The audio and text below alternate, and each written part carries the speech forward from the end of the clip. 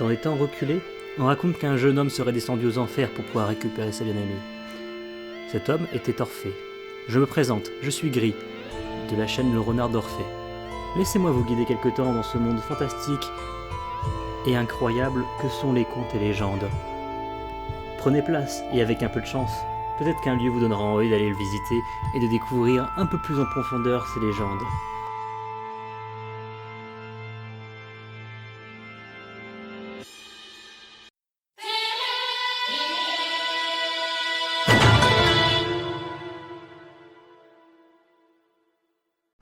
Aujourd'hui, je vais vous parler d'une légende assez particulière, le Carnabo.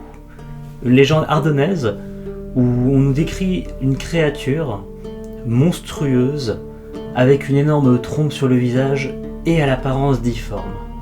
On raconte que le Carnabo pourrait faire un sifflement si strident qu'il pourrait faire tomber dans les pommes quiconque entend son bruit.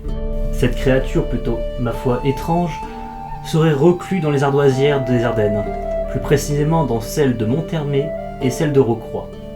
Je vais devoir commencer une gimmick qui va être très importante dans mon émission, car c'est quelque chose d'assez récurrent en légende. On a très peu d'informations sur le Carnabo. En soi, nous savons une paternité à peu près sûre. Il serait le fils d'un bohémien et d'une goule. Parfois, certaines autres personnes avancent que c'était un homme ordinaire et que c'était une goule bohémienne.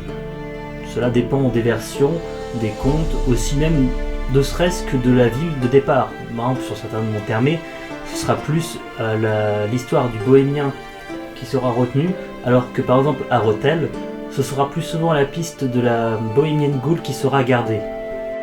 La goule étant une créature assez particulière et ayant son propre folklore, et venant justement du folklore arabique, je ne développerai pas plus sur cette créature en espérant peut-être un jour faire une autre vidéo pour expliquer un peu plus ce qu'est cette créature.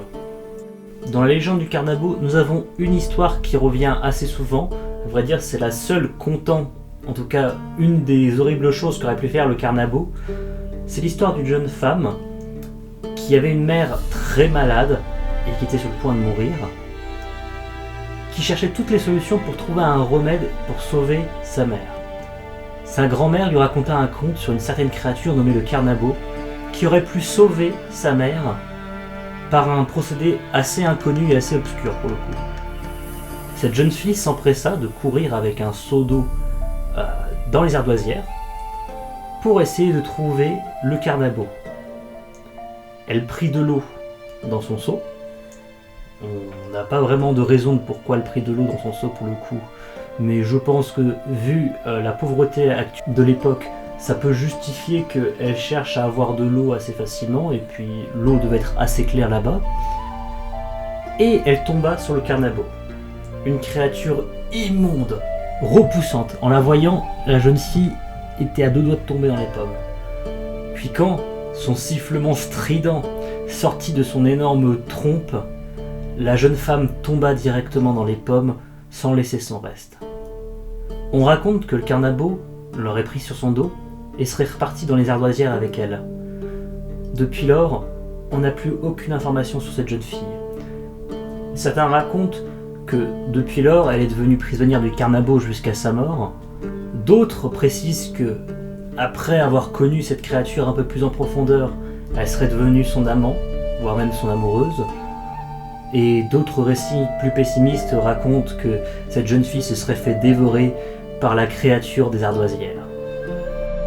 Voici donc la légende du Carnabo. Une légende peu connue dans les Ardennes.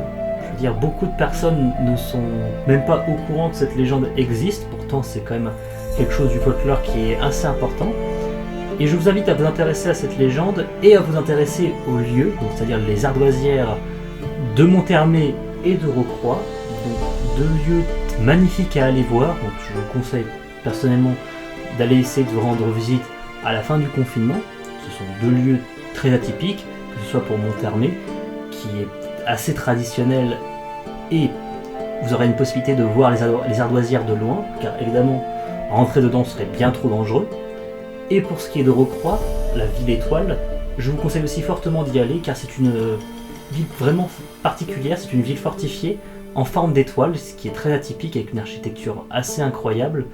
Et évidemment, les ardoisières sont aussi présentes à Rocroi, mais je vous conseille dans tous les cas de ne pas y rentrer car c'est fort dangereux, que ce soit pour les chutes ou même juste la dangerosité du lieu. Et on sait jamais, sur une mésaventure, vous pourrez peut-être tomber sur le carnabo et il sera peut-être moins docile qu'on ne le pense.